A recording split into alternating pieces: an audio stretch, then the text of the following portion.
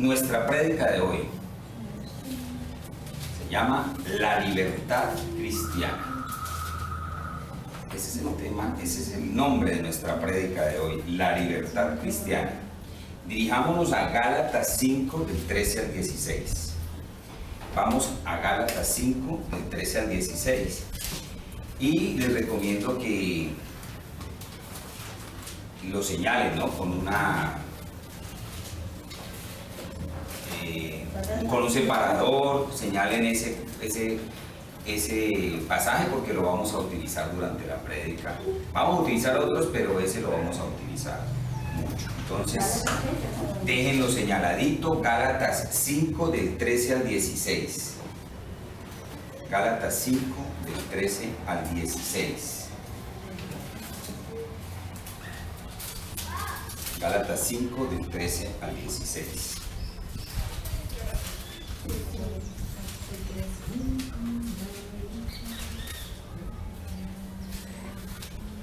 Gálatas capítulo 5, versículo 13.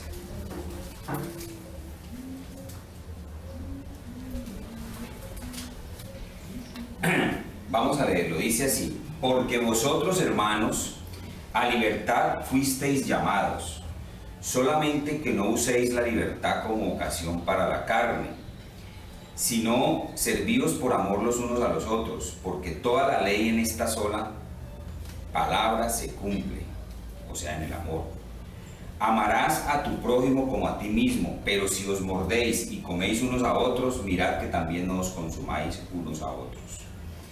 Ese es nuestro pasaje del día de hoy, incluyendo el versículo 16 que dice: digo pues, andad en el Espíritu y no satisfagáis los deseos de la carne. Repitamos, del 13 al 16, dice: porque vosotros, hermanos, a libertad fuisteis llamados, solamente que no uséis la libertad como ocasión para la carne, sino servíos por amor los unos a los otros, porque toda la ley en esta sola palabra se cumple: amarás a tu prójimo como a ti mismo. Pero si os mordéis y os coméis unos a otros, mirad también que no os consumáis unos a otros. Digo pues, andad en el Espíritu y no satisfagáis los deseos de la carne. Vamos a orar. Cerremos nuestros ojos, inclinemos nuestro rostro y pidámosle al Señor. Padre amado, vamos a ti en oración, Señor, y te pedimos nos acompañes en esta prédica, Señor, tanto al predicador como a nuestros hermanos, nuestras hermanitas aquí presentes que escuchan la prédica, y que tu Espíritu Santo nos redarguya, Señor, con amor, con misericordia, con discernimiento.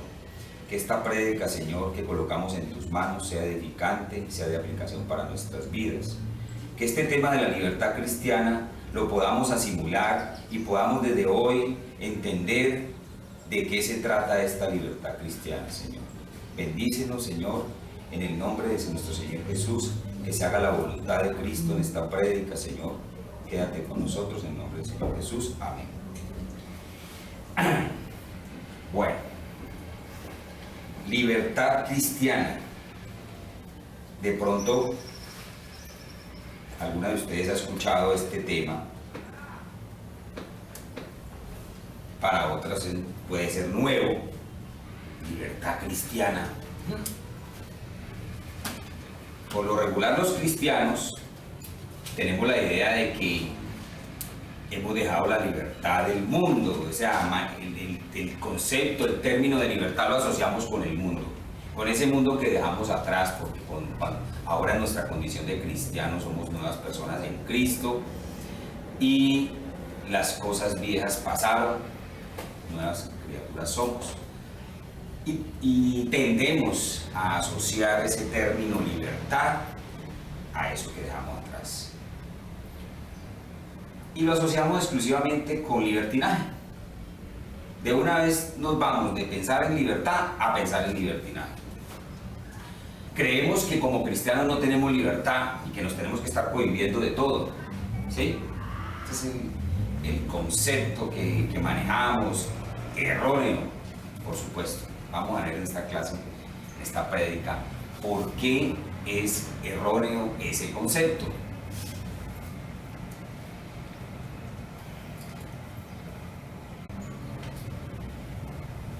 ¿En qué clase de mundo vivimos actualmente con respecto a la libertad? Vivimos en un mundo en que el hombre busca libertad todo el tiempo. La mujer también. Desde luego las mujeres, hasta hay un movimiento que no es nuevo, ¿no? Yo diría que, bueno, tendríamos que remontarnos a la historia para ver desde cuándo comenzó este famoso movimiento de liberación femenina que ha sido mundial, ¿no? La liberación femenina. Y es la lucha de la mujer por ser igual al hombre, ¿sí? Por no ser discriminada. Tiene sus implicaciones correctas, pero también se han equivocado, ¿no? Porque bíblicamente la mujer tiene un rol definido y la liberación femenina, un movimiento secular del mundo, pues reclama cosas que van contra la Biblia. Entonces tiene sus partes, digámoslo así, en las que uno dice tienen todo el derecho a reclamar las mujeres en la liberación femenina porque están siendo maltratadas, discriminadas, etcétera, etcétera. Pero nosotros como cristianos, y en esta prédica nos vamos a ocupar de mirar la libertad cristiana desde el punto bíblico. Entonces, hay libertad, el hombre busca libertad, la mujer busca libertad. Y hay otra libertad también que en este momento se está dando. ¿Cuál creen ustedes que se imaginan que se está dando también? La libertad de los niños. ¿Sí? En este momento en el mundo se lucha por la libertad de los niños. Ahora, cuando hablamos de los derechos de los niños, pues bueno, son unos derechos humanos que están en una carta fundamental firmada por la ONU, la Organización de las Naciones Unidas, en donde se respetan unos derechos que todo niño tiene, pero ahorita también se está hablando de la libertad a la que tiene derecho el niño, y entonces también la sociedad está cayendo en libertinaje con respecto al niño. Les voy a dar un ejemplo clarito, rápido, que lo hemos visto en los noticieros de nuestro país. Con respecto a la identidad de género, que hay que respetarle al niño en el colegio, que si el niño expresa una identidad de género distinta a la que Dios le dio, hay que respetarle esa libertad que tiene él de elegir si quiere ser esto o aquello. Inclusive esto se va más lejos, porque en Estados Unidos ya hay leyes que obligan a colegios a que el niño pueda entrar al baño que él quiera de acuerdo a cómo se sienta en su identidad de género. Ese tipo de cosas están pasando. Entonces, esa libertad, entre comillas, que se busca para los niños, es otra libertad, es nueva, eso no ocurría antes. Eso se corrige con disciplina. Desde luego, no hay disciplina en la corrección de esos niños. Ahora, ¿de dónde salen estas libertades? La libertad del hombre, la libertad de la mujer a través de su movimiento de liberación femenina, y estas libertades que se están buscando para los niños. Porque todo esto sale por supuesto, el desconocimiento de la palabra, porque en el mundo están separados de Dios, no hay temor de Dios y mucho menos hay interés por ir a buscar en la Biblia lo que el hombre quiere. Todas estas libertades que el hombre se quiere tomar, la mujer y los niños, que la sociedad en general se quiere tomar, salen de darle satisfacción al ego, de expresar lo que siente el corazón de la persona, ¿sí? La publicidad, las leyes de los países, todo se basa en que la persona exprese su libertad, que se exprese libremente. Esa es la consigna, ¿sí? Eso nos lo dicen desde que estamos niños, a través de nuestra educación en los colegios seculares. La televisión nos lo dice, nos lo dicen las canciones, nos lo dicen las películas, ¿sí? Desarróllate, sé libre, desarróllate, expresa tu identidad. Y entonces Ese es el concepto que le han dado a la palabra libertad. Y lógicamente el mundo apartado de Dios ha caído en libertinaje. Eso se ha convertido en libertinaje. Lógicamente esto no es una definición bíblica de libertad. La definición bíblica de lo que es la libertad difiere mucho del concepto del mundo, del concepto secular. Miremos Juan 8:34 que dice: el hombre que hace lo que está mal es esclavo del pecado. No lo busquen, porque yo les digo cuando buscamos un pasaje. Juan 8:34 dice: el hombre que hace lo que está mal es esclavo del pecado. Para nosotros, todas estas cosas que hace el hombre por buscar su libertad en el mundo están mal, ¿correcto? Entonces, para nosotros ellos están esclavos del pecado, como dice Juan 8:34. Para nosotros están esclavos del pecado y ellos creen que están libres, que son libres. ¿Sí? Entonces miren el concepto tan equivocado y erróneo que están manejando en el mundo con respecto a la libertad. Ellos se creen ser libres y nosotros consideramos bíblicamente, y así lo tenemos como una verdad absoluta, que están esclavos del pecado.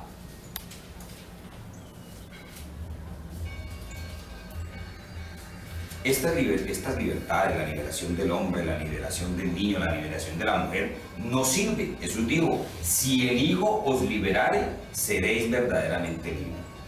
Entonces, todo lo que se esfuerza el hombre, la mujer, los niños, o a través de sus padres, todo el esfuerzo del ser humano en la vida secular y en el mundo por ser libres es nulo.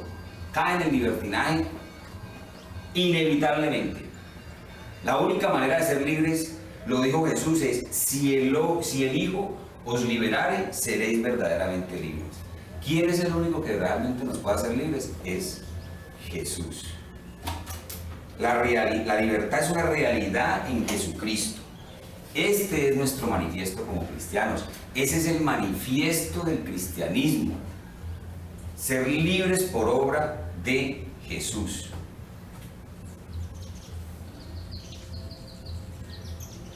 A nosotros los cristianos nos es difícil identificarnos con estos movimientos del mundo que buscan libertad. ¿Por qué nos es difícil identificarnos con ellos? Porque nosotros tenemos un concepto bíblico que nos dice que nuestra libertad está en Cristo y no en las cosas del mundo. ¿Estamos expresando los cristianos nuestra libertad en Cristo? Buena pregunta. Entonces, el concepto de libertad que tiene la sociedad actual es completamente equivocado y erróneo.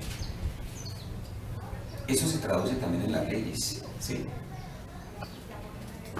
Hace muchísimos años, en otros siglos atrás,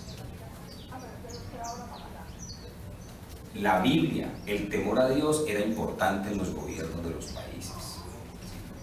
En otras épocas anteriores de nuestra historia, ¿sí?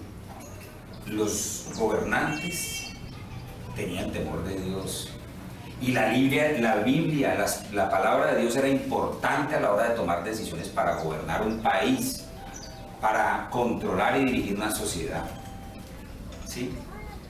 No había tanta descomposición social y esa libertad que el hombre tenía estaba supeditada a la palabra de Dios. Eso ya no sucede. Ahora, como no hay temor de Dios, como no hay uso de la palabra de Dios en el gobierno, en los gobernantes que dirigen los países, entonces se basan en sus propias opiniones, en sus propios conceptos de libertad, de derechos de la persona, y las leyes que esgrimen para controlar y gobernar un país no son basadas en la Biblia, lógicamente. Entonces, a la hora de tratar temas como el homosexualismo, el aborto, Biblia cerrada, de Dios ni se acuerda. Entonces, la homosexualidad, la práctica del homosexualismo, que es condenada bíblicamente, en nuestra sociedad se ha convertido en un derecho, en una libertad que tiene la persona y el derecho a ejercer esa libertad de la identidad de género. Tergiversado totalmente el concepto, ¿sí? Lo que antes era para nosotros prohibido por la Biblia y respetada, ahorita es un derecho de la persona a expresar libremente su identidad de género, y entonces el mundo secular, a través de sus leyes, complace el libertinaje en que el hombre ha caído, porque ya no tiene temor de Dios y porque cerró la Biblia. En Gálatas, si ustedes se ganan a leer la Gálatas, encuentran que Pablo dice muchas veces que somos libres. ¿Qué nos dice Pablo en Gálatas? Que no estamos sujetos y que no estamos obligados a cumplir con la ley del Antiguo Testamento. Y este es nuestro tema central y este es el tema que vamos a tratar hoy, ¿sí? La libertad de la que vamos a hablar hoy en esta prédica tiene que ver con si somos libres de la ley o no somos libres de la ley, si está anulada la ley de Moisés o es de cumplimiento todavía. ¿Sí? Es un tema importante porque, aunque ustedes no lo crean, hay iglesias y hay personas y hay organizaciones que todavía aún están cumpliendo cosas del Antiguo Testamento, de la ley. Ahora, miremos qué se hay que cumplir y qué no. Ese va a ser un tema fundamental en nuestra prédica del día de hoy también. Tenemos claro que Moisés, mandado por el mismo Dios, instituyó, o Dios mismo a través de Moisés instituyó unas leyes para su pueblo escogido, para el pueblo de Israel. Fueron 613 leyes. Los 10 mandamientos y 603 más, o sea, 613 leyes para el pueblo judío. Estas leyes, como lo hemos dicho en otras prédicas, se dividen en varias categorías, ¿sí? Unas leyes que eran ceremoniales, que eran ritos ceremoniales que se debían cumplir con unas pautas y unas exigencias que el mismo Dios colocaba. Y estas leyes ceremoniales eran de estricto cumplimiento para el judío, para el israelita del Antiguo Testamento. Habían leyes morales para estricto cumplimiento también. Los 10 mandamientos son leyes morales y no son las únicas. Hay otras leyes morales dentro de las 603 más. Pero para que sepan qué es una ley moral o identificarla, son más o menos como las de los 10 mandamientos, leyes morales. Y hay otras leyes de gobierno o leyes civiles donde el Dios le da pautas, códigos a los judíos, a los israelitas, para que manejen su nación israelita. Entonces estas 3 clases de leyes eran las que el pueblo de Israel tenía que cumplir. Y viene Pablo en Gálatas y nos dice que somos libres de esa ley, pero vamos a ver realmente de qué somos libres, según lo dice Pablo en Gálatas. Hemos sido liberados de todo eso en Cristo. En Gálatas 2:4, acuérdense en el pasaje en el que estamos, ¿no? Ustedes dejaron separadito. En Gálatas 2:4 él habla del hecho de que los falsos hermanos entraron a espiar. Este no es del pasaje que leímos, ¿no? Este es Gálatas 2:4. Él habla del hecho de que los falsos hermanos entraron a espiar en secreto nuestra libertad, la cual tenemos en Cristo Jesús para llevarnos a la esclavitud. ¿De qué está hablando Pablo aquí? Los cristianos en Galacia habían sido liberados de esa esclavitud de la ley del Antiguo Testamento. Pero habían judíos que no entendían eso, no tenían claro qué era liberarse de la ley con la que han convivido durante cientos de años, y entonces se involucraban secretamente entre las congregaciones de los Gálatas para espiar, ¿sí? Porque ellos querían nuevamente involucrar la ley en las congregaciones de los Gálatas, ¿sí? En Gálatas 4, versículos del 21 al 33, Pablo nos muestra, no lo busquen, Pablo nos muestra cómo es la vida cristiana en libertad, y cierra con el versículo 31 que dice: entonces, hermanos, no somos hijos de la esclava, esto es de Agar, sino de la libre. Vamos a leerlo, vamos al Gálatas 4, versículo 21. Gálatas 4, versículo 21. De una vez les quiero comunicar lo siguiente. El tema de la libertad cristiana tal vez no lo alcancemos a ver en esta prédica del día de hoy. Para que no nos vaya a suceder que nos alarguemos más del tiempo realmente que le vamos a dedicar a la prédica, la vamos a cortar y la vamos a seguir en el próximo capítulo, en la próxima prédica. La idea es que no tratemos de meter todo el tema el día de hoy, ¿sí?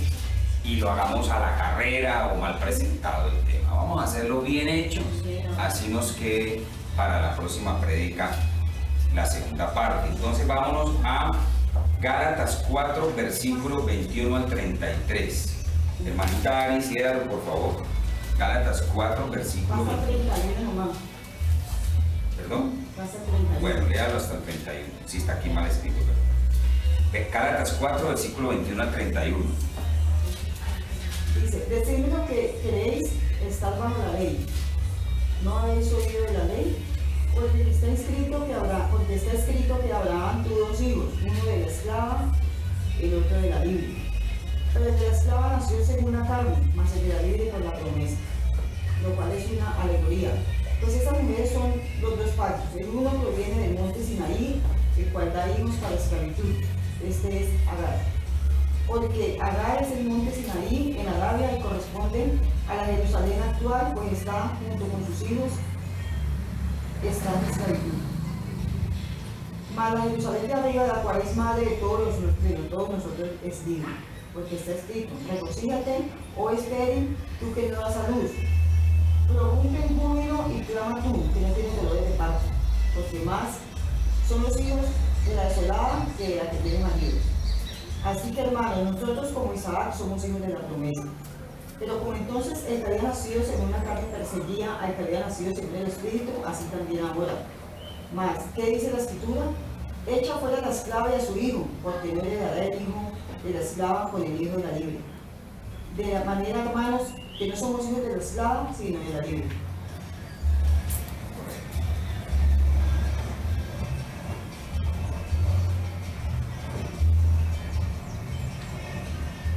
Bueno, para explicar este pasaje nos tenemos que remontar al Antiguo Testamento, cuando por la desobediencia de Salomón en sus últimos años se portó mal en comunión con Dios. Fue dicho por Dios a través de los profetas que los hijos de Salomón no gobernarían las 12 tribus de Israel, sino solamente 2, y las otras 10 iban a caer en manos de reyes paganos. No necesariamente la promesa era que iban a caer en reyes paganos, simplemente la promesa era que solamente habría un rey judío respaldado por un profeta de Dios en Judea. El caso es que al estar excluidos los otros 10 pueblos de ser gobernados por reyes judíos con el respaldo de Dios, cayeron en ser gobernados por pueblos paganos.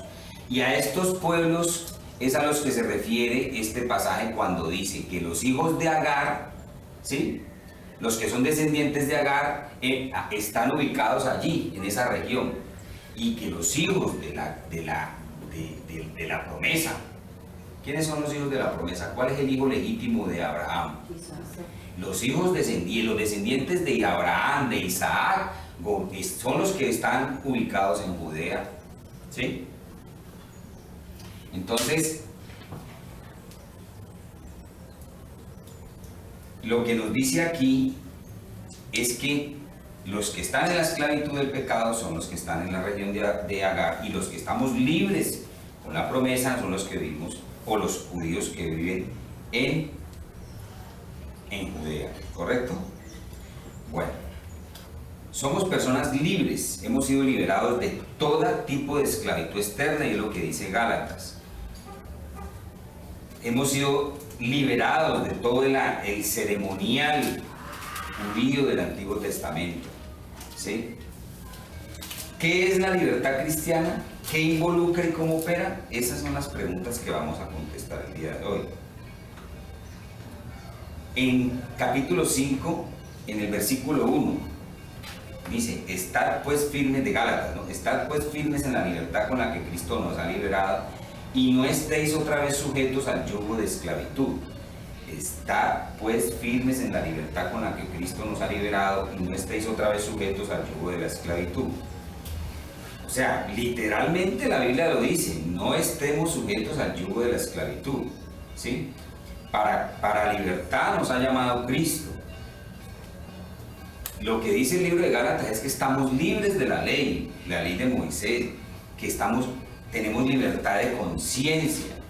La ley es un sistema legal tirano, de terrible presión, porque le tocaba al judío esforzarse por guardar un código que realmente no podía guardar. ¿Quién cumplió con la ley, según la Biblia? Jesús solamente. Ningún judío realmente cumplió con la ley, porque también lo dice la Biblia. Cumplir con la ley era cumplir con todos los mandatos de la ley, no era que cumplo estos o algunos y nosotros no, entonces ya cumplir con la ley. Para cumplir con la ley había que cumplir hasta con el último mandato de la ley, y eso era realmente imposible para el judío. Realmente el único que lo hizo fue Jesús. Entonces tenemos libertad porque estamos en el nivel de Cristo. Ya estamos en el nivel de Cristo y por eso tenemos libertad. Dios nos acepta en su Hijo amado Jesús. El cristianismo realmente no es un sistema que esté ligado a esa ley y no es un sistema religioso que nos obliga a cumplir leyes del Antiguo Testamento. El cristianismo es libertad absoluta. Por eso hemos sido liberados de ese ritual religioso tan, digámoslo, que coloca sobre nosotros una carga pesada. En Gálatas Pablo dice que no hay necesidad de volver a la circuncisión, que no es necesaria la circuncisión y no es necesaria en el nuevo pacto esa ley que obligaba a los judíos a circuncidar a sus hijos a los 8 días de haber nacido.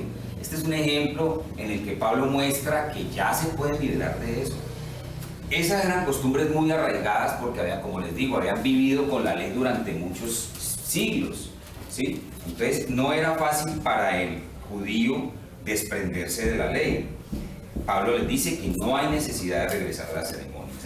En el capítulo 4, versículo 10 dice, han ido hacia atrás, están observando días y meses y tiempos y años, y creo que quizás trabajé en vano, se refiere al trabajo de él como evangelizador.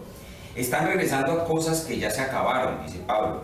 No más ritual, no más ceremonias, no más circuncisión. Están libres de todas esas cosas y de todas esas obligaciones externas. Eso lo dice Pablo en el capítulo 4, versículo 10. Lo dice muy claramente. Cuando se refiere aquí que no están observando días y meses y tiempos y años, ¿a qué se refiere? Por ejemplo, a decir que a guardar el día de reposo, del día sábado, ¿sí? A otras fiestas y otras ceremonias que hacían en determinados días del año, que había que hacer rituales en esos días. Todas esas cosas, Pablo dijo, están abolidas, ¿sí? Ahora, eso en cuanto a ceremonias, pero la ley moral no ha cambiado. La ley moral de Dios no cambió. Lo que cambió fue la forma en que esa ley iba a ser cumplida. Acuérdense, hace un rato hablamos de que las leyes de Moisés están divididas en ceremoniales, están divididas en morales y en de gobierno civil. Hablemos más que todo de las ceremoniales y las leyes morales. Estamos mirando que Pablo le dice a los Gálatas que no están obligados a cumplir esa ley ceremonial, ¿sí?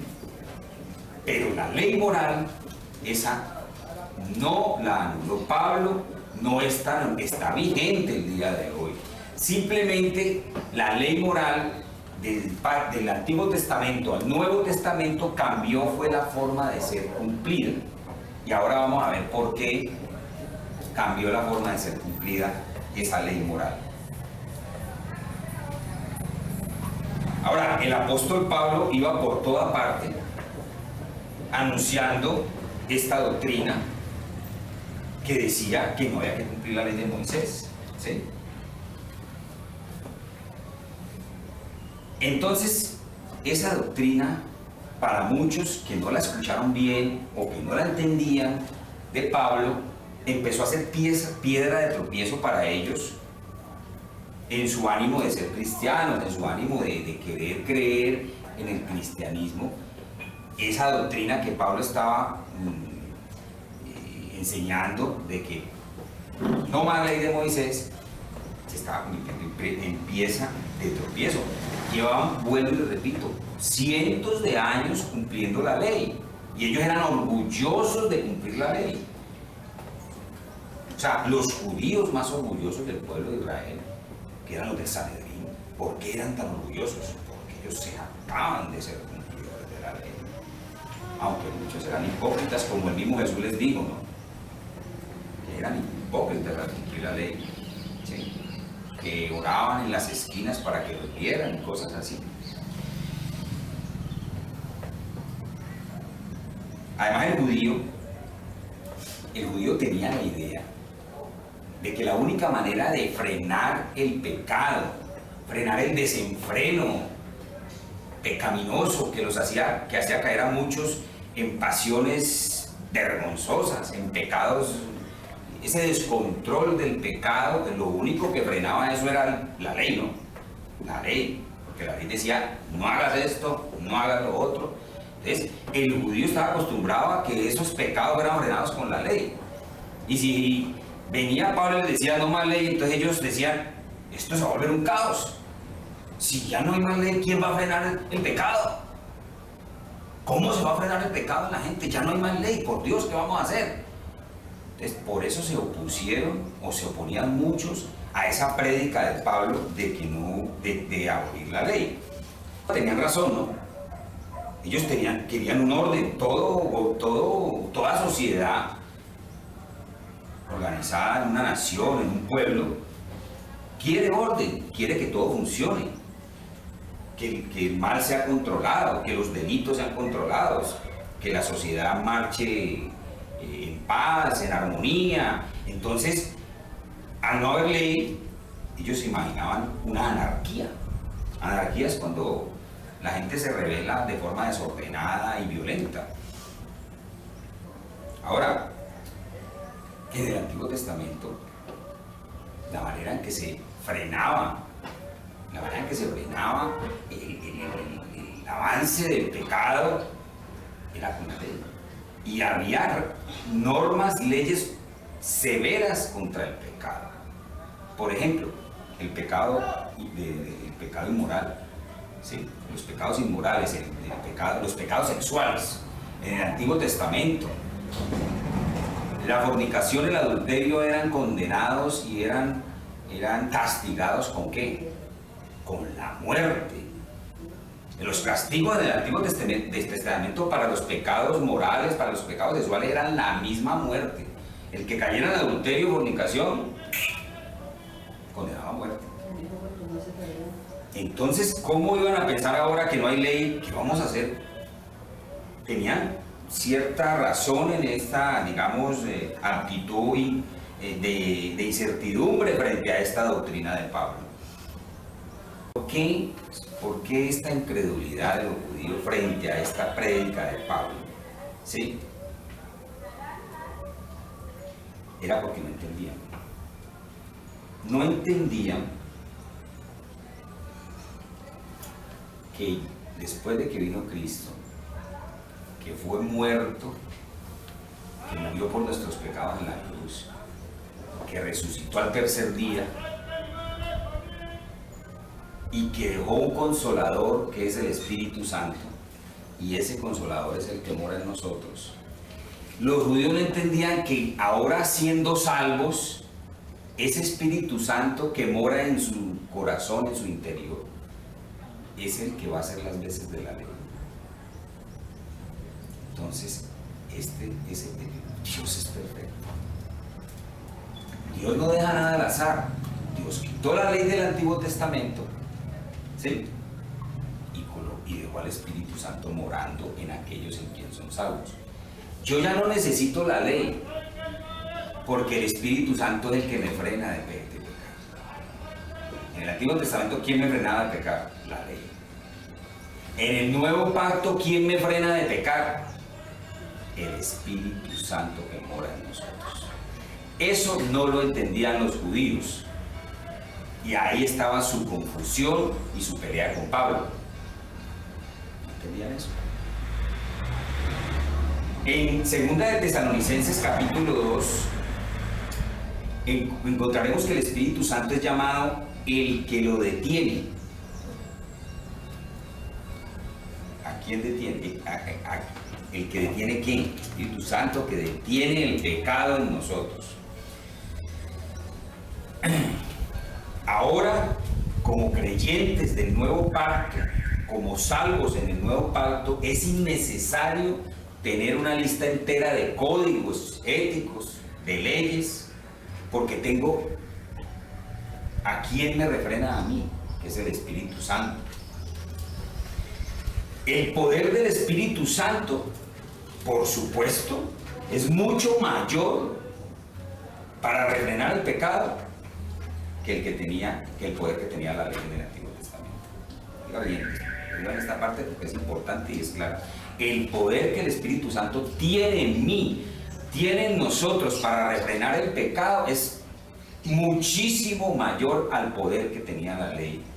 La ley era de Dios.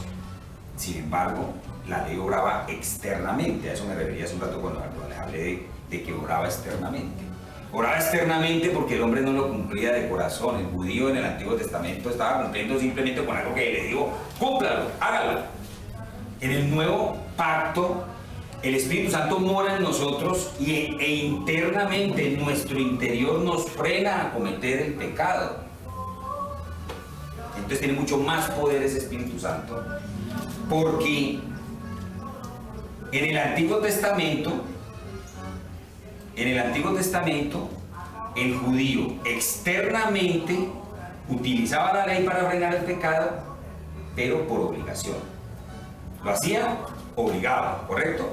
En el Nuevo Testamento, en el Nuevo Pacto, cuando ya somos salvos por obra de la redención, por obra de la justificación de Cristo, el Espíritu Santo en nosotros frena el pecado, pero nosotros no estamos obligados.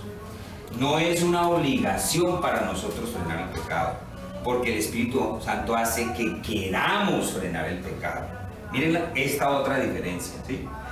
En el Antiguo Testamento era de manera externa. En el Antiguo Testamento era de manera externa. El judío utilizaba la ley para frenar el pecado, de manera externa. Lo hacía por obligación. Aunque no creyera, aunque no estuviera de acuerdo con esa ley, la cumplía, trataba de cumplirla. En el Nuevo Testamento, ahora que somos salvos, en la gracia, ¿sí? El Espíritu Santo nos frena y no lo hacemos obligadamente, lo hacemos porque queremos. El Espíritu Santo nos convence de querer frenar ese pecado. Esa es la gran diferencia. No era fácil para los judíos entender la gracia, así de sencillo. Los judíos no entendían la gracia. ¿En qué consistía la gracia? ¿En qué consistía que ese Espíritu Santo estuviera? Porque ellos estaban acostumbrados, era una ley que tenían que cumplir y ya. Y el Espíritu Santo en el Antiguo Testamento no estaba en los creyentes, no moraba en el creyente. En algunas ocasiones el Espíritu Santo entraba en una persona por mandato de Dios, cumplía una misión y salía otra vez.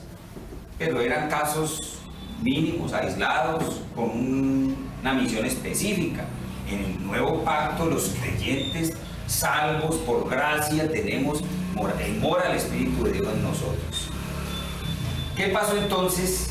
Pablo fue acusado de antihumanista. Presten atención a este término. Pablo fue acusado de antinomista. Antinomista. ¿Qué es antinomista? ¿Qué es la antinomia? Antinomista le llamaban al que no tenía ley, al que era sin ley. Ese era un antinomista, sin ley. ¿Sí? Viene de sus raíces griegas. Anti, en el griego quería decir contra. Nomista, viene de nomia o de nomas, que quiere decir ley. Contra la ley. Entonces acusaron a Pablo de ser antinomista, de que estaba en contra de la ley de Moisés y que quería vivir sin ley, que era un anárquico, ¿sí? que estaba enseñando ideas libertarias, que simplemente lo que quería era que todo el mundo se fuera a pecar, que no cumplieran con la ley, que todo el mundo pecara y que el pecado se desenfrenara en el pueblo judío. Estaban acusando a Pablo de eso.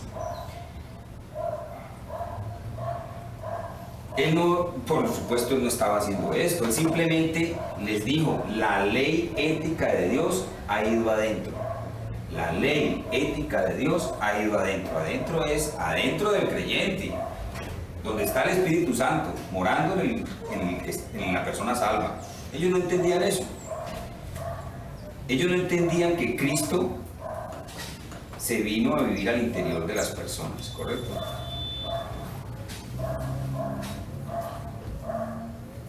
Pero del antiguo pacto al nuevo pacto, la ley moral no ha cambiado en Dios. Dios, recuerden que Dios es el mismo ayer, hoy y siempre. Es inmutable, es uno de los atributos de Dios, la inmutabilidad de Dios. Él es el mismo y la ley moral en Dios no ha cambiado. Ahorita hace un rato yo les decía que la ley moral no cambió. Simplemente, no fue anulada, simplemente cambió la forma en que debía ser cumplida. Se los dije hace un rato, y la explicación es esa. En el Antiguo Testamento, la ley moral había que cumplirla con unas leyes específicas que estaban escritas.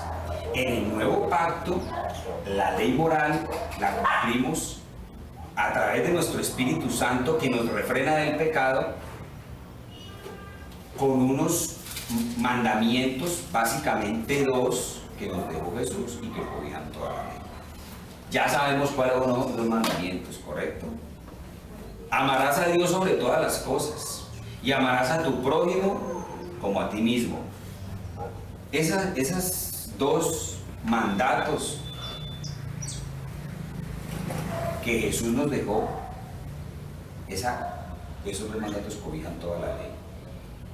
Entonces la ley moral no es que haya sido anulada, sino que Dios, en su plan de salvación, en el plan que tenía para la humanidad, simplemente cambió la forma en que debía ser cumplida.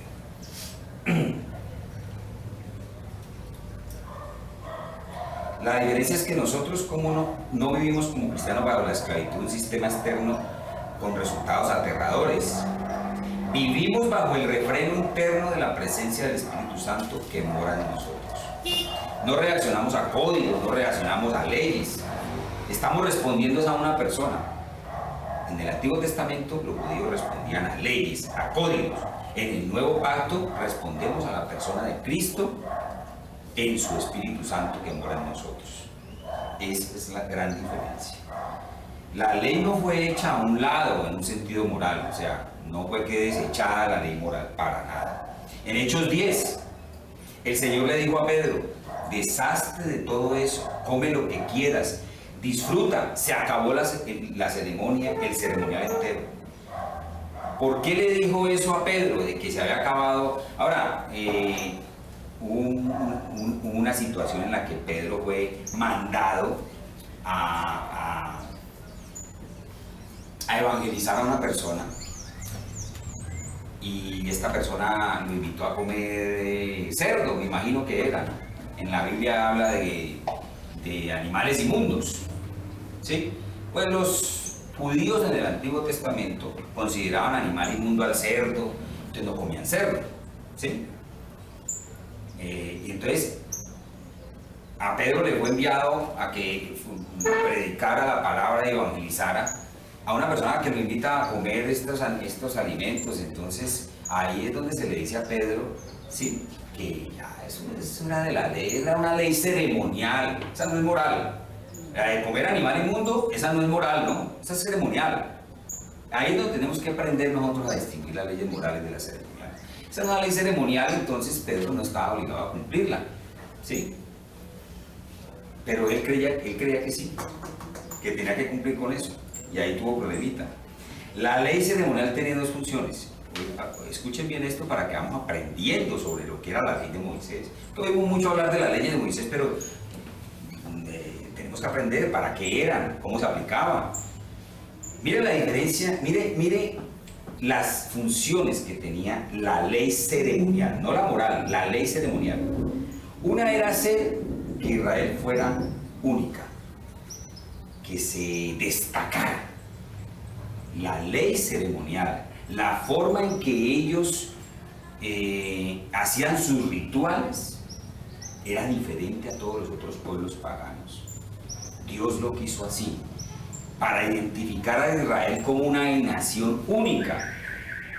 Como identificación, cumplían con estas ceremonias. Esa era una de las funciones de la ley ceremonial. Identificar como pueblo único, como pueblo especial a Israel de los demás pueblos de la tierra. La otra función, que era mucho más importante, de estas leyes ceremoniales, era ilustrar la forma en que iba a ser inmolado el Mesías.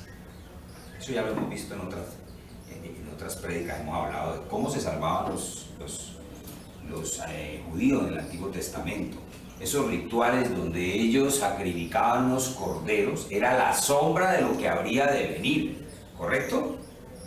¿Por qué? Porque Jesucristo fue inmolado como un cordero, por eso a Jesucristo le llaman el Cordero de Dios.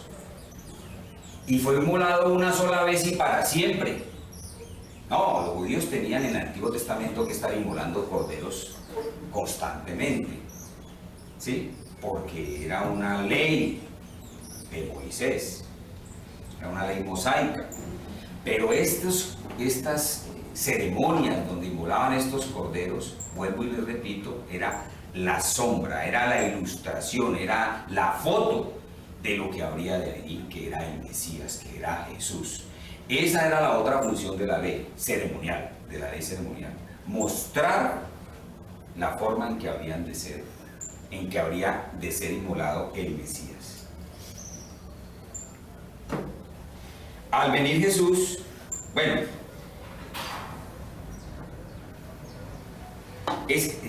le repito las dos funciones. Una de la ley ceremonial, una para identificar a Israel como un pueblo único, ¿cierto? Y la otra para mostrar lo que habría de venir, cómo iba a ser inmolado ese Mesías.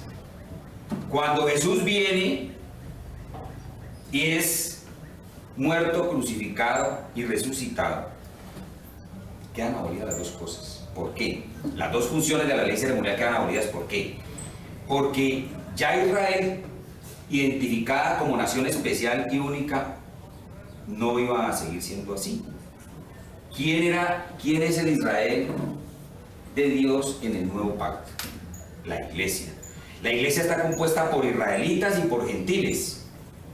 Ya esa identificación del pueblo judío como único y especial dejó de ser, ya no tenía razón de ser. ¿Por qué? Porque a la iglesia de Cristo entraron los gentiles. La iglesia de Cristo ahora está conformada por todos los creyentes, por todos aquellos que habrían de ser salvos, por todos los que entregaron su vida a Jesucristo, sean judíos o sean gentiles. Entonces ya esa identificación se perdió, ya no son un pueblo judío identificado como el pueblo especial de Dios, sino que ahora el pueblo especial de Dios, la iglesia de Cristo, es el pueblo especial de Dios. Entonces esa función de ser un pueblo único dejó de existir, y la ley ceremonial perdió esa función. Y la otra función, que era mostrar lo que habría de venir, perdió su razón de ser, porque ya lo que habría de venir vino. Jesús ya vino, ya fue inmolado una vez y para siempre. Esas dos funciones de la ley ceremonial quedaron caducas y la ley ceremonial caducó. El judío y el gentil se volvieron uno en Cristo. entonces la ley ceremonial es hecha a un lado. ¿Por qué? Porque uno fue solo para la identidad única de Israel y dos, fue solo el retrato de la venida del Mesías. Bueno.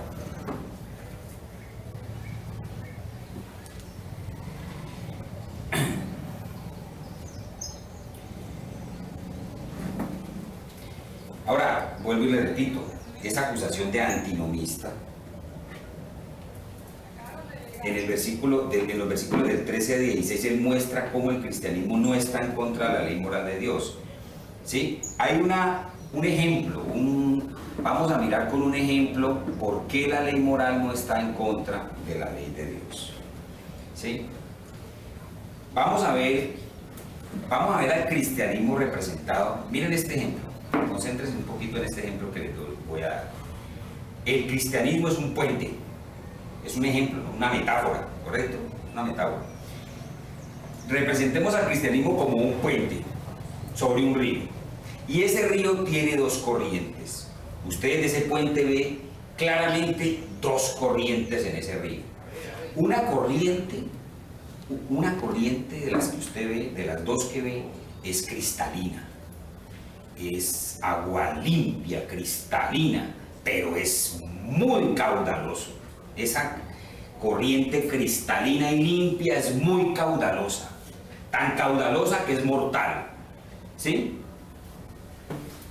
La otra corriente que usted ve es agua contaminada, sucia, en la que, pero tiene una característica: no es caudalosa.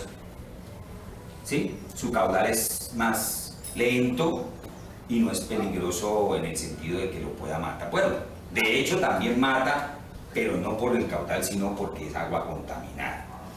¿Sí? En las dos corrientes hay peligro. La corriente cristalina, que es caudalosa, representa la ley. Representa la ley. Hermosa. En muchos pasajes de la Biblia se dice que la ley es hermosa. ¿Por qué? Porque si se llegara a cumplir, hermoso una persona cumpliendo con los 613 mandatos de la ley, hermoso sería. Hermoso fue que Cristo los cumplió. Entonces, por eso es cristalina, por eso es pura. Porque la ley realmente representa claridad en el sentido de que es un mandato de Dios. Pero el que cae en esa corriente tan caudalosa y en el esfuerzo por estar cumpliendo esa ley termina azotado contra las rocas. ¿Sí? La misma ley lo mata. Esa es la analogía. Ahora, el que cae en las aguas turbulentas, en las aguas contaminadas y sucias, cae en el libertinaje. ¿Sí? Es el que cae en el pecado, en la libertad, en no tener la ley. ¿Correcto?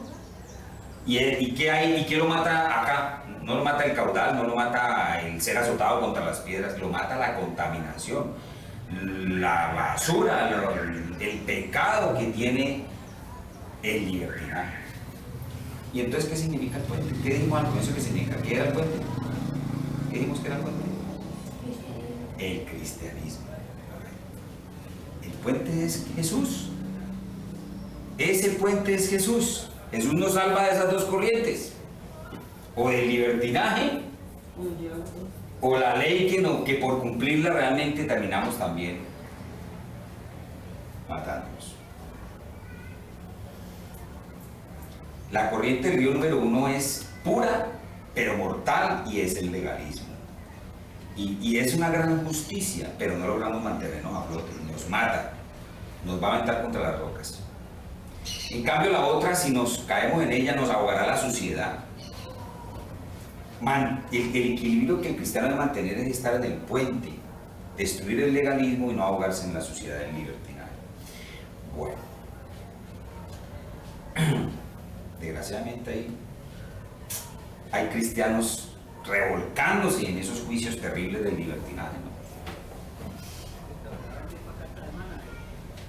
Veamos el párrafo del versículo, no lo miremos. En ese párrafo del versículo 13 al 16 se nos dice cómo mantenernos a flote en ese puente, porque el puente es un buen lugar, el puente estar en el cristianismo es el mejor lugar porque estamos salvos de esas dos situaciones que nos muestran los profetas. El versículo 13 dice, porque vosotros, hermanos, a libertad fuisteis llamados. No hay razón. Si somos llamados a libertad, ¿qué quiere decir? Que no estamos sujetos a un día de reposo, que no estamos sujetos a fiestas, que la fiesta de la Pascua, que la fiesta de los tabernáculos, todas estas fiestas de los judíos, ¿sí?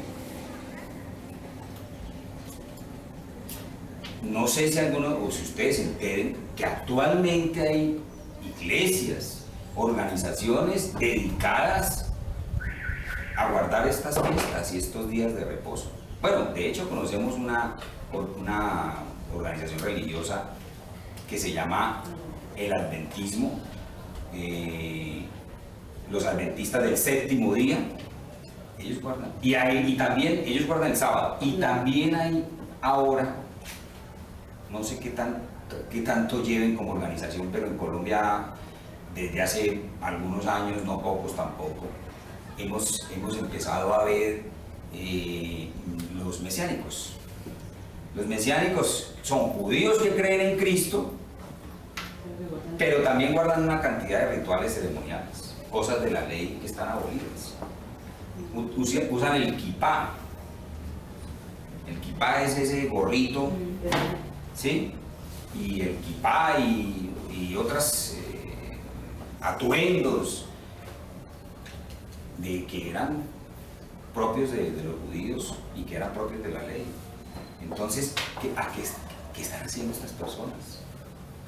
Pero si la Biblia lo dice, ¿no están leyendo el Nuevo Testamento? Está muy claro en el Nuevo Testamento qué es ley ceremonial, qué es ley moral, qué está abolido y qué no está abolido. ¿Tenemos claro por qué la ley moral no está abolida? Lo tenemos claro. Y tenemos claro que no está abolida, sino que cambió la manera en que la cumplimos. Y que se obedece esa ley moral. La ley moral ya no es una carga como era para los judíos, de tratar de cumplirla y se desgastaban en eso. Ahorita, ¿quién nos ayuda a cumplirla? El Espíritu Santo. Creo que lo tienen muy, muy claramente. Otro ejemplo del error craso de irse al Antiguo Testamento es lo que están haciendo en este momento en Israel. Están reconstruyendo el templo. Y están a punto de terminarlo y han invertido cientos de millones de dólares. ¿Sí? Por Dios. Claro, ellos no creen en el Mesías, ¿no? Mejor dicho, ellos sí creen en el Mesías, pero lo están esperando. Ellos no creen en Jesucristo como el Mesías. Entonces, claro, ellos no creen en Cristo. El Cristo que fue hace 2000 años colgado en la cruz, estuvo bien colgado, ese era un impostor, era un mentiroso, y ellos siguen esperando al Mesías. Allá en Israel los judíos siguen esperando al Mesías, que venga a libertarlos. Entonces, como tienen establecidos así, y eso es en lo que creen, esa es su religión, lógicamente quieren reconstruir el templo para volver a hacer todas las ceremonias de la ley de Moisés. Y lo están haciendo, ¿Por qué no lo han terminado? Porque hay una sección muy importante del templo. Lo que pasa es que lo tienen que construir exactamente donde Dios dijo que lo construyeran, ¿no? No es que vamos a hacerlo igualito como dijo Dios en el Antiguo Testamento, porque ahí en el Antiguo Testamento están todas las medidas. Hasta las medidas dio Dios dio el mismo Dios para construir ese templo. Y además dio el lugar, dijo, tiene que ser aquí. Y como no pueden hacerlo en otra parte, hagámoslo aquí, que aquí tenemos un buen terreno, es mucho más amplio. No, tiene que hacerse donde la Biblia dice, donde la Torá dice. La Torá es el Antiguo Testamento de los judíos. Entonces, el problema que tienen ahora es que una parte de esa área donde tienen que construir ese templo pertenece a los palestinos. La verdad no sé cómo irán a arreglar ese entre comillas, chicharrón que llamamos los colombianos para decir, referirnos a un problema.